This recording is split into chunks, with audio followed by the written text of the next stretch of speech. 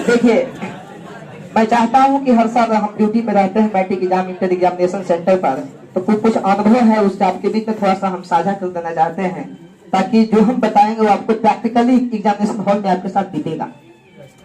ठीक है, क्योंकि हम हर साल रहते हैं तो कुछ ऐसी बातें हैं जो मैं चाहता हूं, कुछ अनछुए पहलू हैं जो आप बिल्कुल उससे अननोन है, आप नहीं जानते हैं।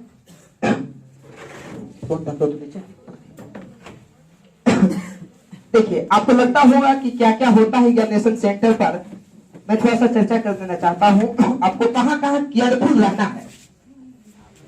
बच्चे सब लोग जाते हैं, देखिए आपको जो हम ट्रेंड करके भेजेंगे, मैं उम्मीद करूंगा कि आपको वहां पर किसी से पूछने की आवश्यकता नहीं पड़ेगी।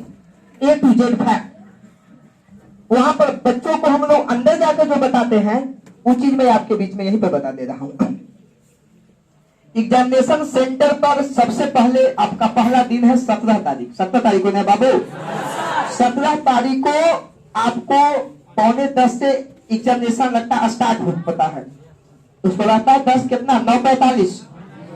आप 9 बजे पक्का एग्जामिनेशन सेंटर पर फर्स्ट डे पहला दिन आप 9 बजे पक्का पहुंच जाइएगा। क्यों पहुंचिएगा पहले भाई? क्योंकि पहला दिन आपको सीटिंग खोजना होता है कि मेरा सीटिंग कहां पर है। सारे बच्चे के साथ में ऐसी समस्याएं होती है कि मेरा जगह कहां पर है। आप जब तक वहां पर समय नहीं पहुंचिएगा तब तक आपको जो है सीटिंग खोजने में बहुत सारा परेशानियां होती है। मेरी बात को सुनिए, बीतेगा आपके साथ में अक्षरे अक्षरे आपको जो है 17 तारीख से बीतेगा, जो मैं आपको बताने जा रहा हूं। जैसे ही आप 9 बजे वहां पहुंचते हैं गेट तो बंद रहता है, 9 बजे खुलता नहीं है। मैंने आपको 9:15 के आसपास में गेट खोल दिया जाता है। गेट खोल जाएगी, आप लोग अंदर जाइएगा तो वहां पर सीटिंग प्लान जो है साटा हुआ रहता है।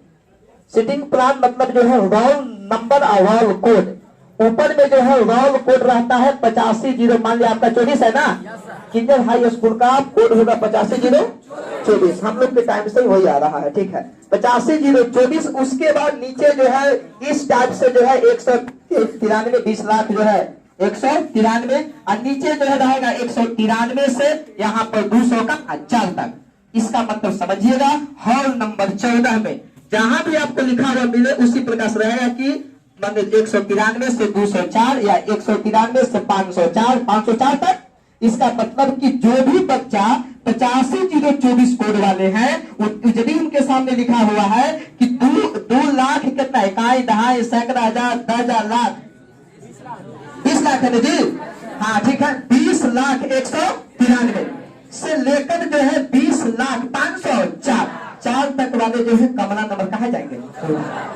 ठीक है, ये कभी कभी क्या होता है कि हमारे जैसे हाइट वाले लोगों का आगे जब भीड़ लगा हुआ है तो जिनका साइज कम है उनको बड़ी परेशानी होती है, उनको दिखाई नहीं देता है। तो वैसे विद्यार्थी को भी परेशान होने की आवश्यकता नहीं है। यदि वहां पर बहुत सारे शिक्षक रहते हैं, ठीक है, वो शिक्षक से आप सहायता ले लीजिएगा। यदि आप चले जाते हैं कमरा नंबर 14 में, पता चला कि कमरा नंबर 14 में है, वहां पर जाइएगा तो वहां पर देखिए किस प्रकार से जो है सीटिंग अरेंजमेंट रहती है। बेंच नंबर 1 है, बेंच नंबर 2 है, बेंच नंबर क्या है 3 है।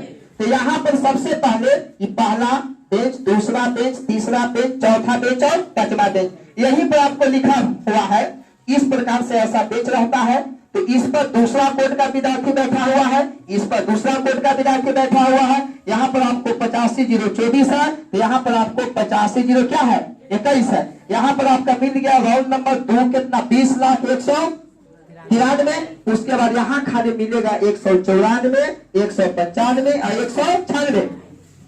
यहाँ भी मिलेगा आपको 193 194 100 क्या है 95। देखिए तो 193 यहाँ भी है। यहाँ कौन विषय का कॉपी है, टोटल डाटा आपको उस पर भरा हुआ रहता है। उसके अंदर में जो है एक OMR शीट रहता है। तो जैसे ही कॉपी आपको मिलेगा सबसे पहले आप देख लीजिएगा कि हमको दोनों कॉपी मिला है कि नहीं। कॉपी और OMR शीट दोनों को आप देख लीजिएगा और दोनों को सही ढंग से मिलान कर लीजिएगा कि मेरा ही है कि नहीं। ऐसा कभी कभी होता है तो उस पर दूसरा कोई का नाम लिखा हुआ रहता है। उस कंडीशन में क्या होती है, उस कंडीशन आप खड़ा होकर शिक्षक को बोलिए कि सर ये कॉपी सर मेरा नहीं है, सर कॉपी किसी और का भी लिख दिया है। उसमें शिक्षक आपको जो है चेंज कर देंगे। उसके बाद क्या है, उसमें कुछ भरना रहता है। देखिए क्या भरना रहता है, थोड़ा सा मैं आपको बताता हूँ। गौर से मेरी बात को सुनिएगा, नहीं तो हम जानते हैं कि आप लोग मास्टर साहब को बहुत तंग कीजिएगा, बिल्कुल पता है। इस प्रकार से कॉपी रहेगा, इसका नाम है OMR शीट। इस साइड कॉर्नर में जो है एक नंबर रहता है बोल्ड में काला अक्षर से लिखा हुआ इस प्रकार से 1 4 6 9, उसको कहा जाता है OMR नंबर। OMR नंबर इस प्रकार से आपका जो है हॉरिजॉन्टल रूप में ये आपका हॉरिजॉन्टली जो है कॉपी है, जिस पर आपको जवाब देना रहता है। इस पर भी दाहिने साइड में जो है कॉपी नंबर कुछ न कुछ लिखा हुआ रहता है, इसको कहा जाता है OMR नंबर, जेकरा पर रंगल जाता है OMR शीट। हाँ, OMR शीट पर OMR नंबर रहता है, जिस पर आप जवाब दीजिएगा उसको कहा जाता है क्या, उत्तर पुस्तिका। इसका नाम है उत्तर पुस्तिका संख्या। तो आप दोनों को नोट करके रखना है, दोनों का काम है क्या, क्यों नोट करना जरूरी है।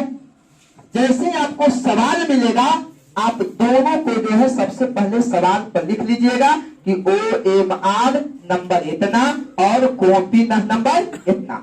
क्यों नोट करना है, अटेंडेंस बनाते समय यह दोनों की आपको जरूरत है। अटेंडेंस सीट हर हाल में आपको बनना चाहिए। जैसे क्या होगा, अब अटेंडेंस सीट कैसा रहेगा भाई, अटेंडेंस सीट क्या है, मास्टर साहब जो है आपके बीच में लेके आएंगे। इस प्रकार से स्पेशल जो है आपका 5-6 विषय का सबसे पहला साइंस है, तो साइंस अब अटेंडेंस सीट में भी आपका फोटो, आपका नाम, टोटल डाटा, यहाँ पर पिताजी का नाम लिखा हुआ रहता है। कि मान लिया कि यहाँ पर हमारा साइंस है तो साइंस का कॉलम ऐसे बनाना हुआ है, मैथ का कॉलम ऐसे बना हुआ है।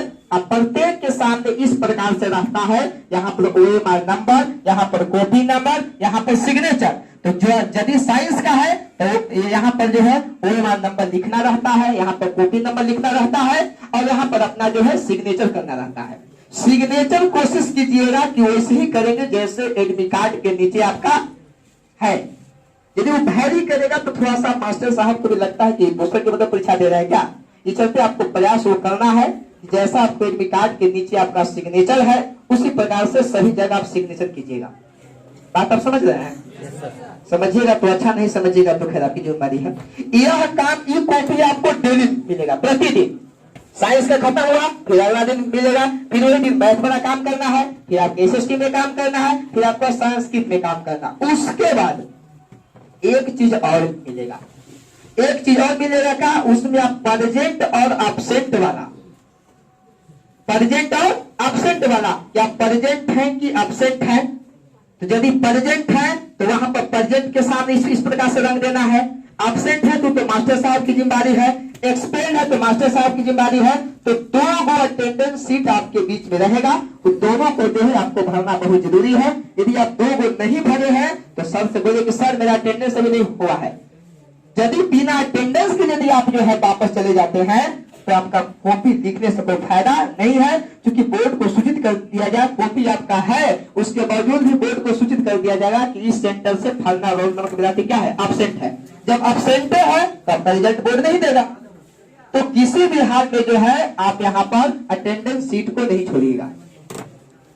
बात आप समझ रहे हैं? अटेंडेंस सीट को आप लोग नहीं छोड़िएगा। इतना सारा बातें हैं। और उसके बाद क्या होती है, कुछ बच्चे जो है शिक्षक के साथ में बदतमीजी करते हैं, मुंह लगाते हैं, जैसे तैसे बोलते हैं। एक बच्चा के चलते टोटल जो क्लासरूम है वो टाइट हो जाता है, क्योंकि 3 घंटा का ऑल इन ऑल मालिक होते हैं कौन, वही शिक्षक जो आपके रूम में है।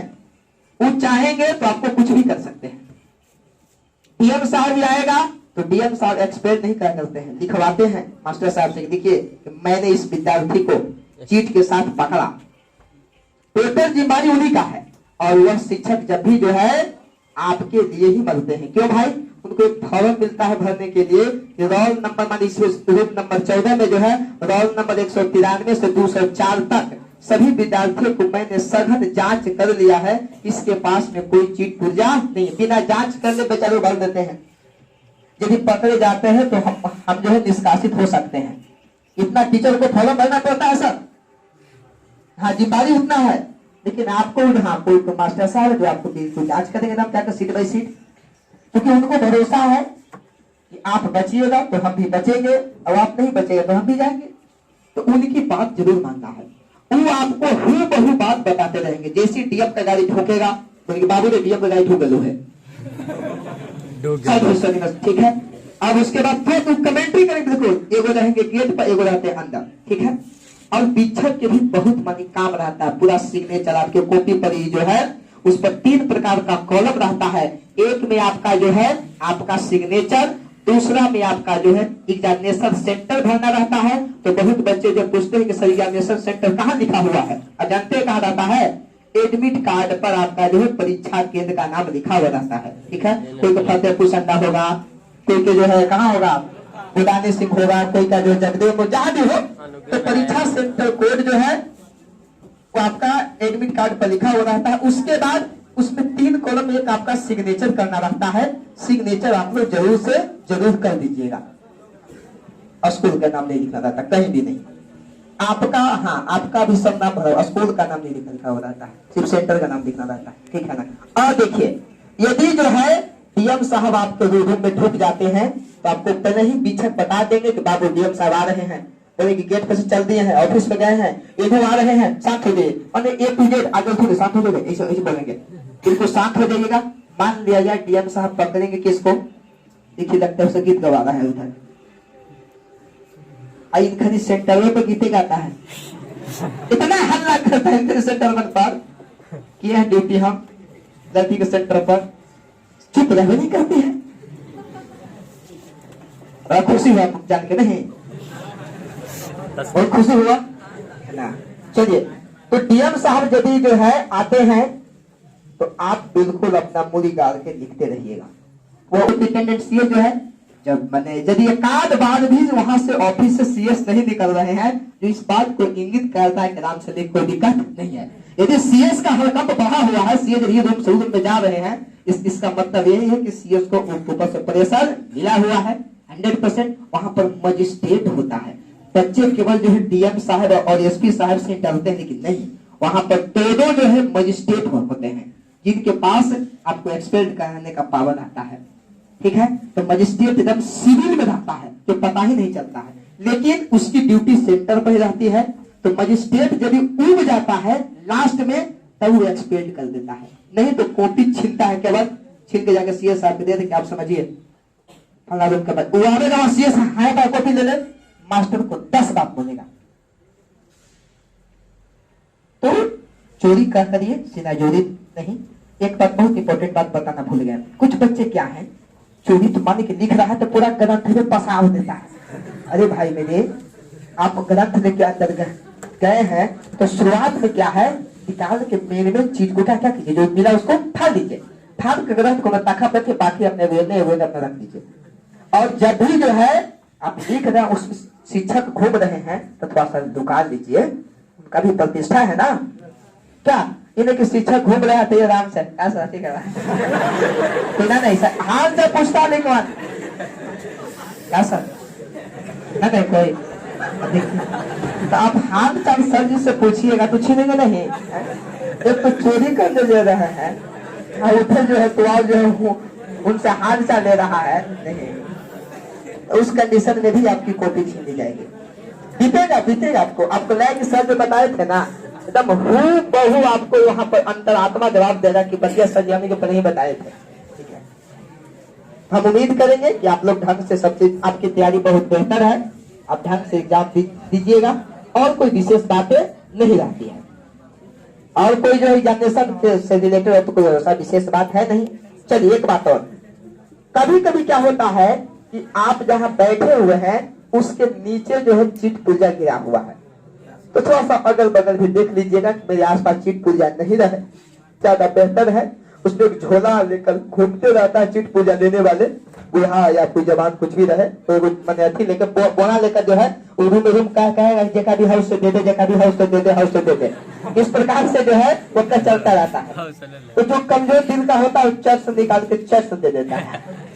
नहीं आप लोग तो भाई बिहारी है ना, बरियार दिल के है ना, हाँ है ना, एकदम दिल के बरियार हैं।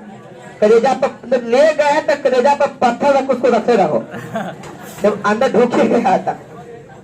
अब बरियरी वैसा नहीं, आपको एक्सपेल्ड रेयर केस में क्या है, आप लिखते पकड़ा जाइएगा ना आपके पास चीट चीट पकड़ा गया तो एक्सप्लेन करने का अलाउ नहीं है। चीट से लिखते पर जो लिखा जाता है मैंने इसे चीट से नकल करके पकड़ा।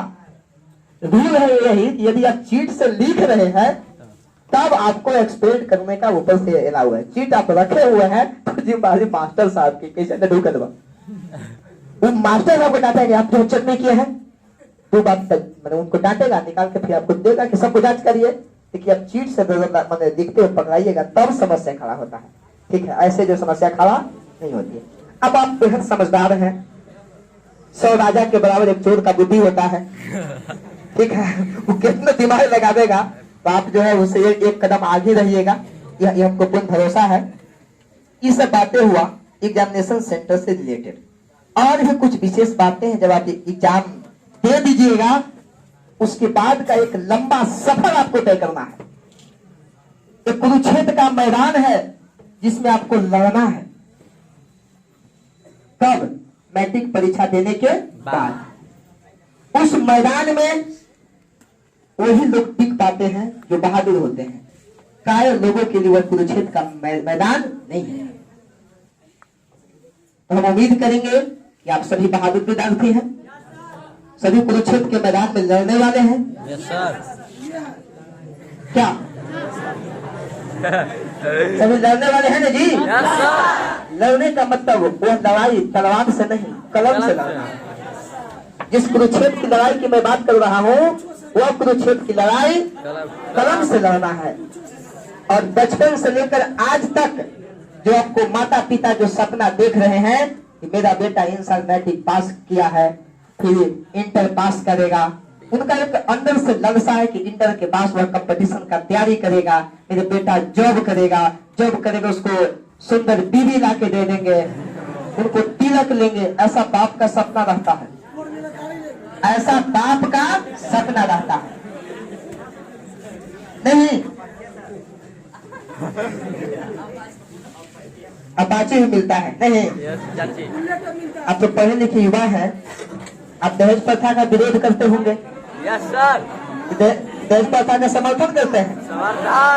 समर्थन करते हैं नहीं। बाप के पास वहां बड़ी खर्चा लगता है नहीं। Yes sir. खाली दहेज प्रथा का समर्थन करता है तो तोहनी एक नौकरी लेके कहो कितना जब उतर रही अब है ना जी। यदि लड़की लोग नौकरी ले तो दहेज बंद हो जाएगा ना।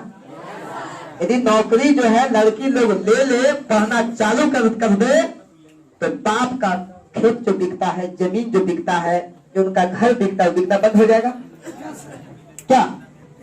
तो कितना उम्मीद से जो है लड़की लोग हो या लड़का लोग हो दोनों को पढ़ाते हैं।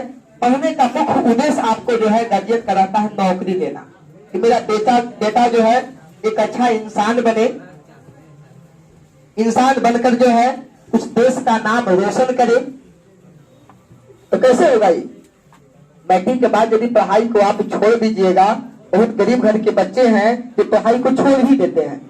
तो मैं खास करके वैसे विद्यार्थी को बोलूंगा कि जिसके उम्मीद से बचपन से लेकर आप स्लेट जो धरे थे, जिस आशा से आपको माता पिता जो है कलम और कॉपी थमाए थे, वो मकसद पूरा होगा कब? जब पढ़ाई को छोड़िएगा तब कि पढ़ाई जारी रहेगा तब। जारी रखने के लिए कुछ बच्चे हल्ला कर रहे हैं, बंद कर दे हम अपने लेक्चर को। नहीं सर। कुछ बच्चे जो है पढ़ाई को छोड़ देते हैं। क्यों? उनके पास पैसे नहीं है, उनके माता पिता के पास पैसे नहीं है। आपके माता पिता के पास क्या है वो आपसे बेहतर कोई नहीं जानता होगा।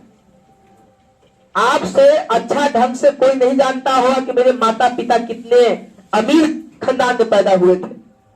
आप जानते हैं अपने आर्थिक स्थिति को, आप भली भांति जानते हैं।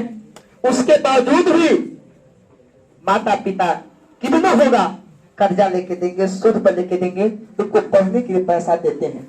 यदि वो पैसा देना बंद कर दे तो क्या हम भी अपनी पढ़ाई को बंद कर देंगे? ऐसा आपको सोचना पड़ेगा आज से ही। यदि माता पिता आपको पढ़ाई का खर्चा देना बंद कर देते हैं तो आप भी अपना जो है आगे का पढ़ाई जो है बहुत बच्चे रोक देते हैं। आपको नहीं रोकना है। इसलिए नहीं रोकना है, यदि आप वहीं से आप रोक देते हैं तो आपका जो काम दादा करते थे वो काम पापा कर रहे हैं, वो काम आप कीजिएगा, वही काम आपका बेटा करेगा। मतलब आपका पीढ़ी दर पीढ़ी आपका पूरा खानदान उसी काम में लगा हुआ रह जाएगा यदि आप पढ़ाई को रोक देते हैं तब। क्योंकि पढ़ाई ही एक ऐसा माध्यम है जिसके बल पर आप अपने घर के सिस्टम को बदल सकते हैं, जिसका एग्जाम्पल सोनू जी है। आप इनके घर की हालात तो नहीं जानते हैं, लेकिन मैं बहुत बारीकी से जानता हूं। शशिकांत सर बहुत बारीकी से जानते हैं। मैं तो ऐसा उम्मीद करता हूं कि किंजर में क्या कभी बिहार में भी इनसे आर्थिक स्थिति कमजोर वाले लड़कर विद्यार्थी जो है वो टीचर नहीं बने होंगे, जितना इनका हालात घर का स्थिति खराब था। तो शिक्षा क्या चीज होती है उसका मिसाल सामने आपके बीच में है। आज जो भी जो पैसा कमाते हैं वो शिक्षा के बल पे कमाते हैं। वो भी यदि पढ़ाई को छोड़ देते तो या तो दिल्ली रहते या तो पंजाब रहते या तो वही काम करते जो उनके पीढ़ी करते आ रहा था। तो आप भी क्या करना चाहते हैं ये सिर्फ आपके ऊपर डिपेंड करता है। मम्मी को छोड़ दीजिए, पापा को छोड़ दीजिए, उनके पास कुछ भी नहीं है, उनके पास कुछ भी नहीं है, लेकिन आपके पार्टियों में ताकत है ना। अरे आप काम करके भी पढ़ सकते हैं ना। 24 घंटा टाइम मिला है। मान लीजिए कि 6 घंटा आप ड्यूटी करेंगे तो ये बचा 18 घंटा, 6 घंटा सोतेंगे तो ये बचा 12 घंटा, 4 घंटा और कुछ काम करेंगे तो ये बचा कितना 8 घंटा। 8 घंटा तो पढ़ सकते हैं। तो 8 घंटा यदि आप कुछ नहीं है तब विदाउट सपोर्ट ऑफ पेरेंट्स, बिना सपोर्ट के आप 8 घंटा खुद काम करके भी पढ़ सकते हैं। अब आसानी से कि मेरे पास पैसे नहीं है, पापा तो गरीब है, ये तो सिर्फ एक बहाना है। नहीं, ये एक बहाना है पढ़ाई छोड़ने का। उपाय ढूंढो नहीं यार जिससे पढ़ाई नहीं छूटे। बहाना क्यों ढूंढ रहे हो कि पापा के पास पैसे नहीं है? और ये रास्ते हैं आपके पास जो मैं बता रहा हूं आपको। आप यदि 10th तक मेहनत करके पढ़े होंगे तो आप 5वां तक बच्चा को तो पढ़ा सकते हैं कम से कम। होम ट्यूशन या विद्यालय जाकर भी 5वां तक विद्यार्थी को पढ़ा सकते हैं ना। वहां से आप अपनी पढ़ाई का खर्चा निकाल सकते हैं। यदि कुछ बनना चाहते हैं तब हम भी पढ़े हैं तो सर जी जानते होंगे कि मेरे पापा जी डीएम हैं कि एसपी हैं कि कलेक्टर हैं, से सबको पता है। हम जहानाबाद जब पढ़ते थे इसी की तैयारी कराते थे, उसमें हम एक विद्यालय में पढ़ाते थे। स्टेशन के बगल में एक विद्यालय है, ज्ञान सरोवर करके विद्यालय है। उसमें मैं इतना स्थिति खराब हुआ था घर का, उसमें 2008-10 के सेशन में अकाल आया था। 2 साल लगातार धान नहीं हुआ था। पापा हमारे बाहर चले गए थे सूरत कमाने के लिए। तो घर बाहर गए तो घरे भी तो देखना है। जहानाबाद गए, 6 महीना जब 12th का परीक्षा बचा तो 6 महीना घर से हो गए सरेंडर के बाबू से घर ही आ जाओ, से घर ही से जई है। तो घरे से आना जाना संभव नहीं था। हमने भी ठीक है, हमने विद्यालय ज्वाइन किया। पैसा की दिक्कत थी, गैस बनाने की दिक्कत, खाना बनाने की दिक्कत। हम वहां गया, बोले वहां पर जाकर क्या ये काम कीजिए, इससे हम आपके पास जो है टिफिन तक काम करेंगे, टिफिन के बाद अपना कोचिंग पढ़ेंगे।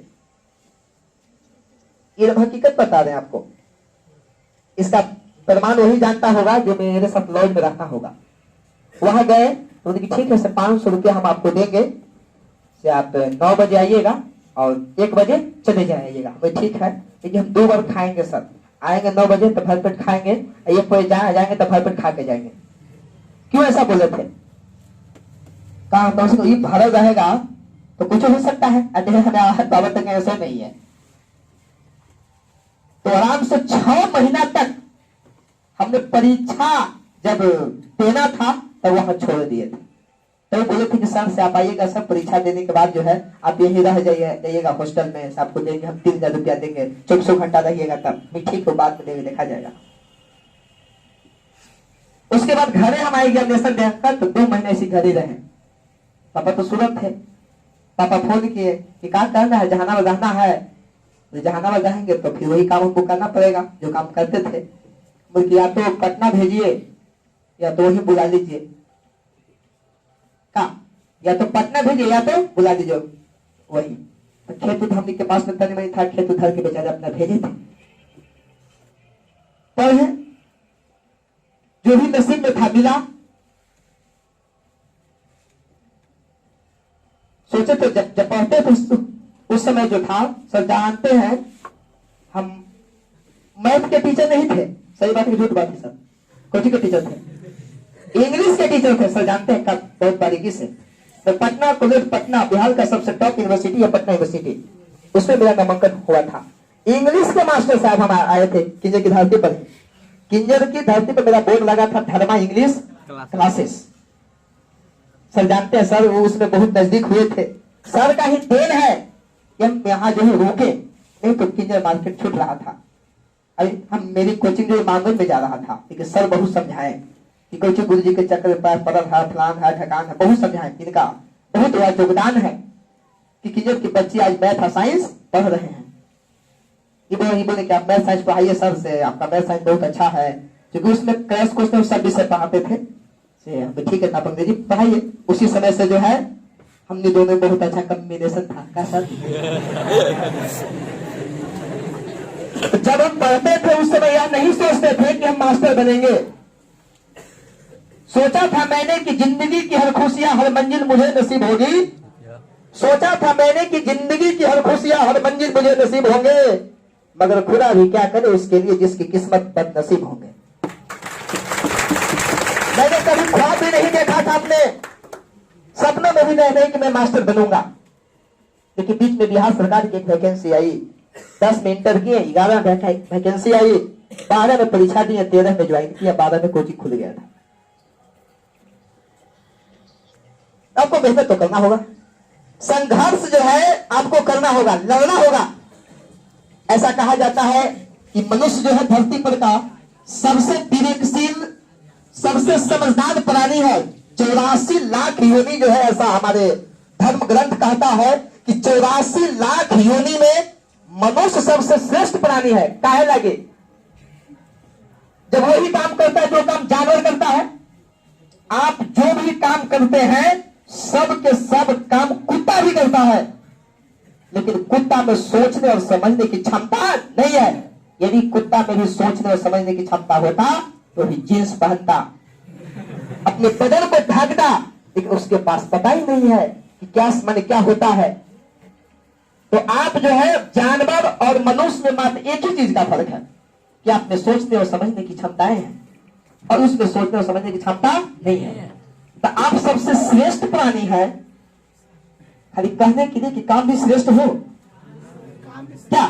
जब आपको खुदा ने पूरे जीव में सबसे श्रेष्ठ बनाया है तो किस लिए बनाया है? कुछ करने के लिए, कुछ श्रेष्ठ काम करने के लिए। और आप जो है मिट्टी के धोंधा की तरह पड़े रह गए जहां के तहे टिका है ना ऐसे जिंदगी पर।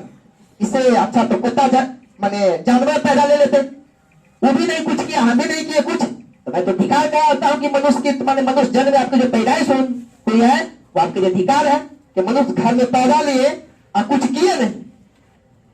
राशन की बात है, बहुत दुख लग रहा है कि सच क्या बोल रहे हैं, और तकलीफ लग रहा होगा, आप सोचने वाली बातें हैं।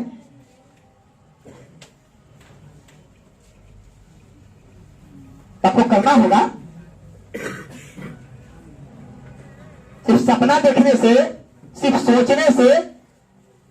एक ऐसा मुझे पंक्ति याद आती है कि यह मत सोचो कि मुझे विरासत में क्या मिला है, यह मत सोचो कि मुझे विरासत में क्या मिला है। विरासत समझते हैं ना, बाप दादा का बनाया हुआ जागीर, उसको विरासत कहा जाता है। जैसे वीरेंद्र सेठ का जितने भी बच्चे हैं उनको सब चीज विरासत में मिला हुआ है। हमारे पापा के पास में 10 बीघा जमीन है, वो चीज हमको विरासत में मिला है क्योंकि उस पर हम कुछ मेहनत करके बनाए नहीं है।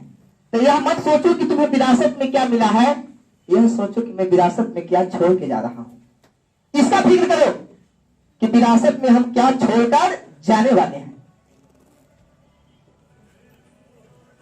क्योंकि यहाँ पर जितने बैठे हुए हैं या तो कोई के पापा दिल्ली कंपनी में काम करते होंगे, या मजदूरी करते होंगे, या खेती करते होंगे, या छोटा मोटा जो है Bihar police master, group D, इसे में नौकरी करते होंगे, इससे पढ़ के तो कोई नहीं समझते कि कोई भाई कोई डीएम का बेटा बैठा हुआ, कोई विधायक का बेटा बैठा हुआ, कोई एसपी का बेटा बैठा हुआ, ऐसा कोई है?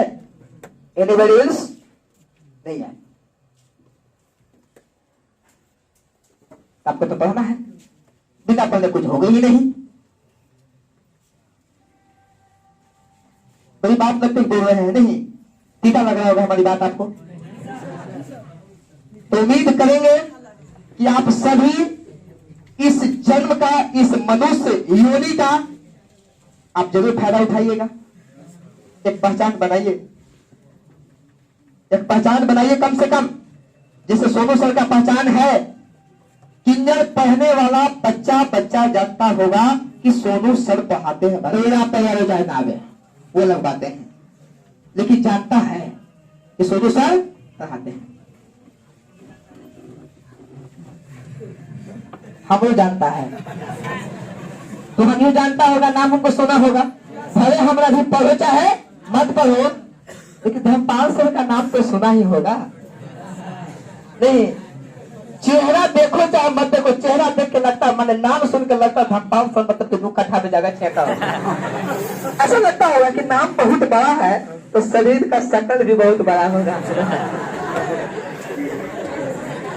क्या तो बहुत बात हुई, ठीक है।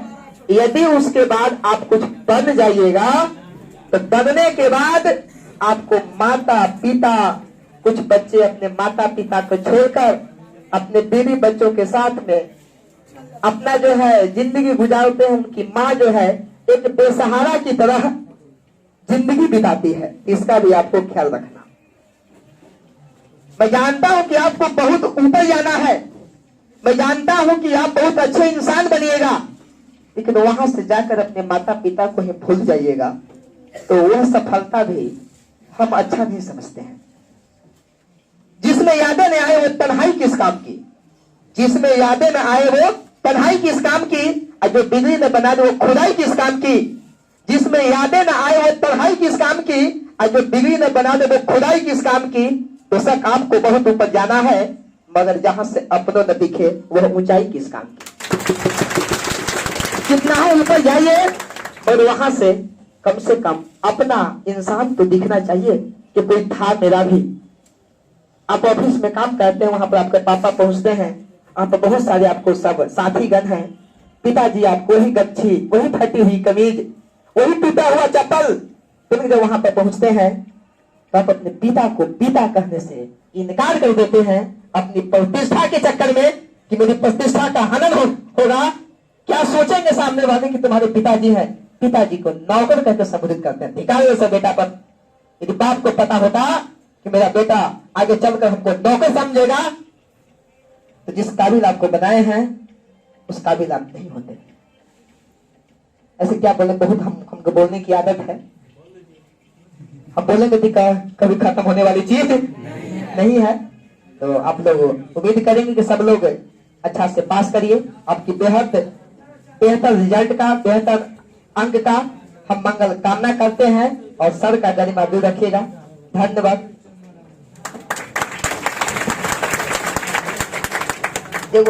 शायरी याद आ गई, बता दे बता। Yes sir.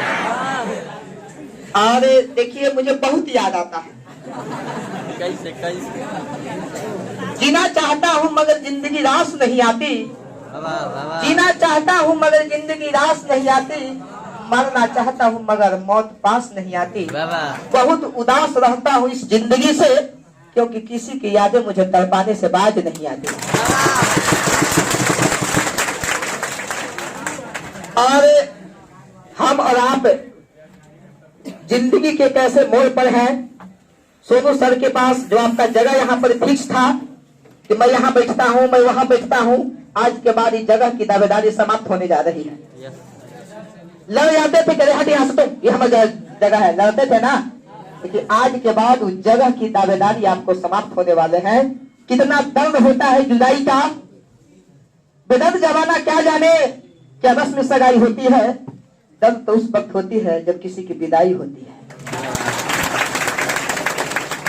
हमें भी दर्द होती है, आपको भी दर्द होता है, सबको भी क्या महसूस हो रहा होगा, अंदर अंदर क्या उनको बीतता होगा, वो हमसे बेहतर ढंग से और कोई इसका वर्णन नहीं कर सकता है, क्योंकि मैं हर साल उस दर्द को झेलता हूं। तो सिर्फ हम ही बता सकते हैं, या जो विदाई को देखे या जिनको ऊपर बीती बीतता है उन्हीं को पता चलता होगा। क्या सब कभी चाहते होंगे कि मेरे बच्चे दूर हो जाए? सब चाहते हैं कि मैं बच्चों को विदाई करूं? नहीं, कोई नहीं चाहता है, लेकिन ऐसा मजबूरी है, क्योंकि सब आपको चाहते हैं कि मेरे बच्चे आगे जाएं और हमसे भी बेहतर नाम करें। कोई जो है अपने बच्चे को मैंने अपनों से दूर होना नहीं चाहता है, पर क्या करिएगा, वक्त का करिश्मा है। वक्त नूर को बेनूर बना देता है, थोड़े से जख्म को नासूर बना देता है। वक्त नूर को बेनूर बना देता है, थोड़े से जख्म को नासूर बना देता है। कोई नहीं चाहता है अपनों से जुदा होना, पर वक्त सबको मजबूर बना देता है। और हम और आप एकदम मजबूर हैं, एकदम विवश है कि चाह कर भी मैं आपको आज रोक नहीं सकता।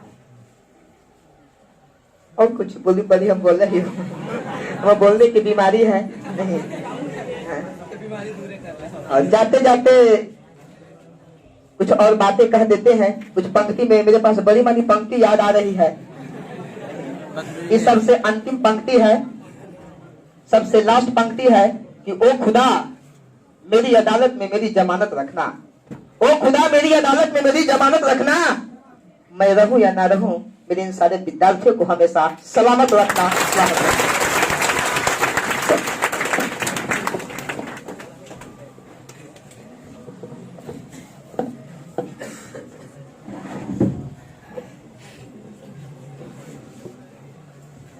चलिए, अभी बहुत कुछ सुने आप लोग, बहुत समय भी हो चुका है आपके साथ, बातें दिखा रहेगा।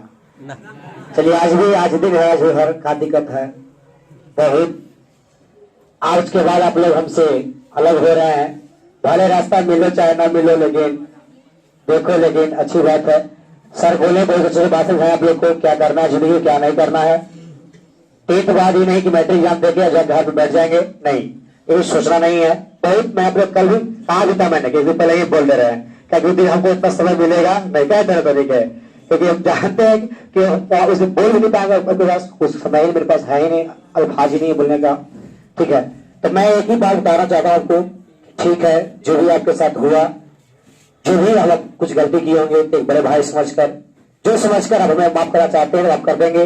और ऐसी तरह से आप थोड़ा सा एग्जाम में जिस तरह से यहाँ से आपने टॉप किया है और जिस तरह से यहाँ तक तैयारी किए हैं, मुझे आशा है, पूर्ण विश्वास है कि आप एक अच्छा नंबर लाएंगे और उस नंबर के साथ अपना परचम लगाएंगे मार्केट में और अपना ख्याति प्रचित करेंगे। जैसे राम परशुराम किया था, याद है ना, याद है ना, एक गरीब का बेटा होकर कितना बड़ा काम किया था आप जानते भी हैं, जानते हैं ना राम परशुराम के बारे में। एक छोटा सा गांव का लड़का रहने वाला, बीकंटोला गाँव है ना, वहां का लड़का रहकर कितना आगे बढ़ जाना, जिंदगी में सब कुछ पा लेना, तो उसके एक सपना सा बन गया था, है कि नहीं, उसको पूरा किया उन्होंने। उसी तरह आप भी एक बहुत मध्यम वर्ग के विद्यार्थी आप लोग हैं, आप जानते भी हैं कि हमारा क्या करना है वो आप पे डिपेंड करता है, आप क्या करिएगा। और ये 3 महीना जो समय है एग्जाम के बाद, जो लड़का सोचता है first is the best year, नहीं, हमने बताया भी पहले ही, first is the best year पढ़ाया गया ना, बताया आपको, first is the best year. यही 3 महीना आप घर पे जाके अगर आप अच्छा करना चाहते हैं, कुछ अच्छा सोच है, बड़ा बनना चाहते हैं, कुछ बड़ा सपना है, तो उसी सपना के अनुसार अपने टीचर से गाइड करते रहेंगे कि सर हमें यह बनना है, हम क्या करें। ठीक है, टीचर बताएंगे आपको क्या करना पड़ेगा। और इसी में से आपको पता है कि अरवल जिला में नंबर 1 स्थान लाने वाला लड़का रोशन कुमार, अब शायद जानते भी होंगे, चेहरा देखे भी होंगे, ठीक है ना, वो आज आपके पास आए हैं। मात्र 5 मिनट में आपको वो समझाएंगे कि यही कि हमने कैसे कॉपी को लिखा था। रोशन बाबू अब जानते भी हैं, देखते भी होंगे फोटो में 463 नंबर देखे भी आप होंगे, क्योंकि मैं झूठ नहीं बोलता हूँ, जो मेरे पास आता है वही दिखाता हूँ, पता है ना, उसी दिखाते हैं। और सर का ही चेला है, पता है कि अब धनबाद से यहाँ पढ़ते थे, ठीक है, और यहाँ पढ़ता था विद्यार्थी है। आपके बारे में कोई बताएंगे, कॉपी कैसे लिखते हैं, कैसे नहीं लिखे थे, वो सब आपको बताएंगे, ठीक है, उसी को ध्यान से रखना है, ठीक है। आप कुछ पूछना पड़ चाहता है, देखो मौका बार बार नहीं मिलता, समय टॉपर से वेट करने का समय बार बार नहीं मिलता है, एक चाहत होती है। जिसे बिहार टॉपर पहुंच कुमार जब किया था 473 नंबर, पूरे बिहार में रैंक 1 लाया था, क्या कुछ सोचा था क्या कि इतना लड़का जाए यहां से, कभी सोचा था किसी ने? लेकिन हुआ कि नहीं हुआ। तो उसी तरह से एक सपना है इस कोचिंग का भी, आपको एक नारा दिया गया था, याद है ना उसको, अब की बार 463 बार। इस बार पार करना है और अब की लिख देना है, इतिहास बना देना है। जिस तरह से इतिहास आपने बनाया यहाँ पे आपको पता ही है, तो ज्यादा कुछ नहीं। रोशन से कुछ बोला चाहता कोई विद्यार्थी आप पूछ सकते हैं, सर कैसे बनाए थे, कैसे लिखे थे और किस चीज पर कितना मेहनत किए थे आप। ठीक है,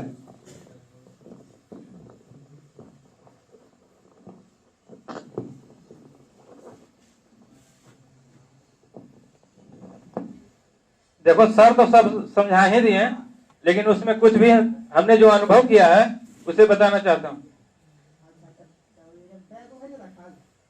सबसे पहले ऑब्जेक्टिव बनाने के लिए मिलता है परीक्षा में।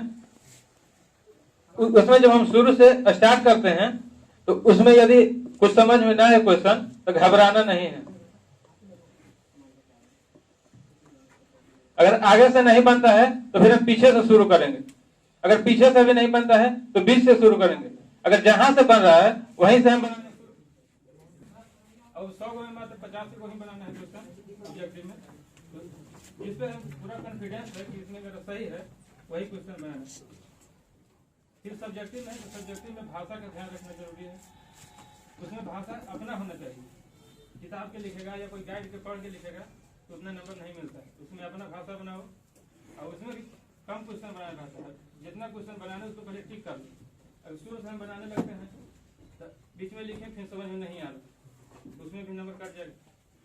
जो हमको बनाना है उसको पहले टिक कर लेंगे कि हम कौन कौन बनाएंगे और उसमें पूरा कॉन्फिडेंस के साथ बनाएंगे। दीर्घ उतरी में भी वैसे ही बनाएंगे। अब भाषा का ध्यान रखें।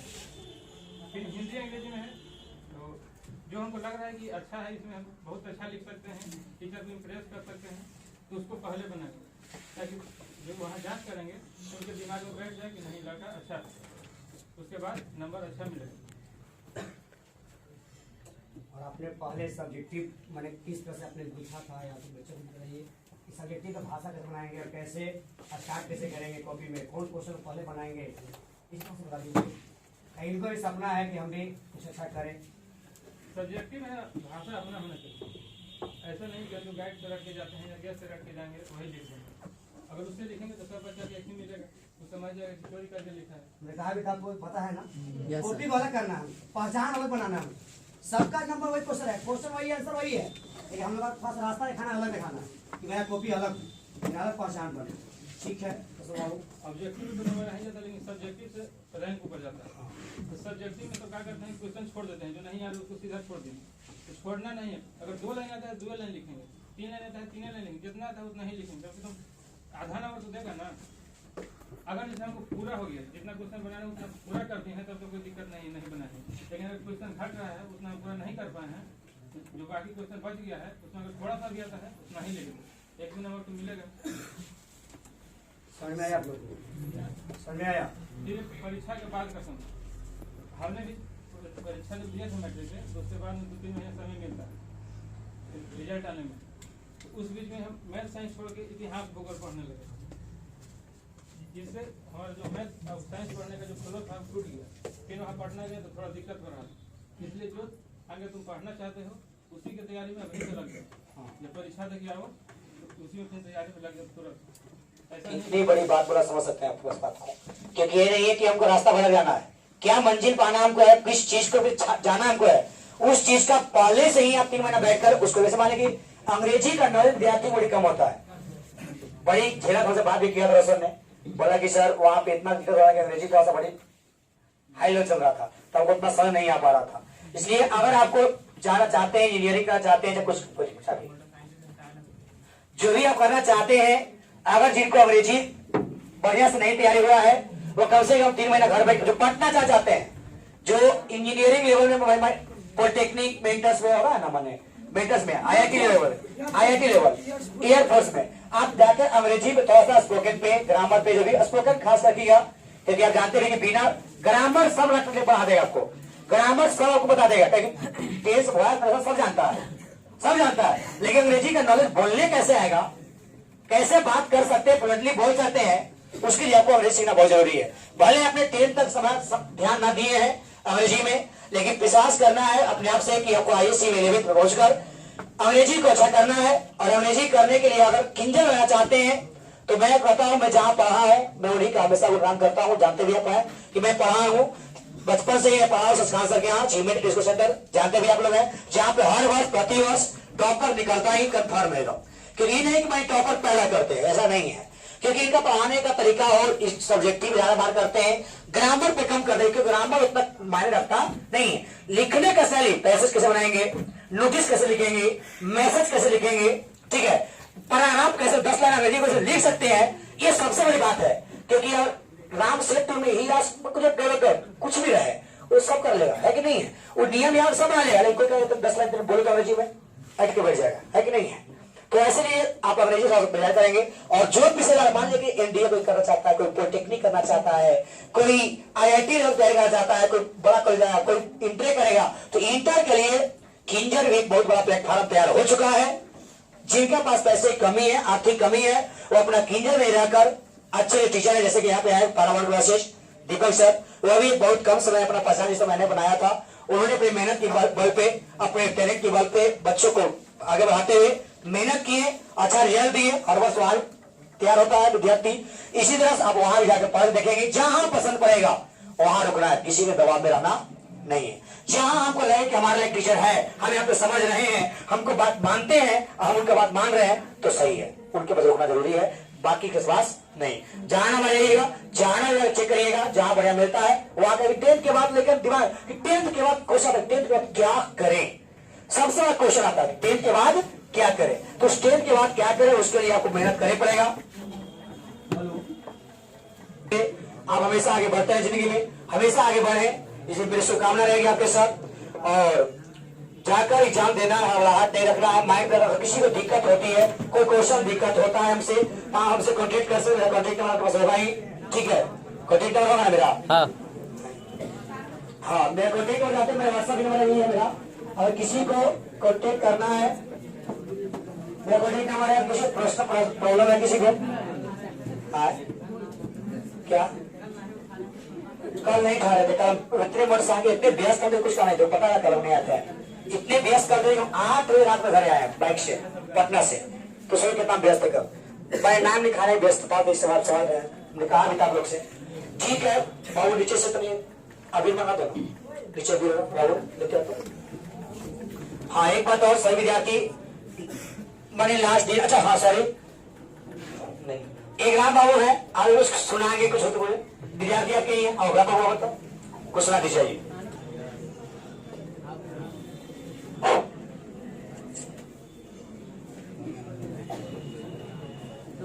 कहीं रह दिनावा में कोई भी दगिया, ये कहीं रह दिनावा में कोई भी दगिया, से सुना सुना लगेला कोचिंग ए सरजी, से सुना सुना लगेला कोचिंग ए सरजी, जे हीरे दिनामा से धरली कोचिंगवा, जे हीरे दिनामा से धरली कोचिंगवा, से उही दिन से आवे खूब मजा ए सरजी, से उही दिन से आवे खूब मजा ए सरजी।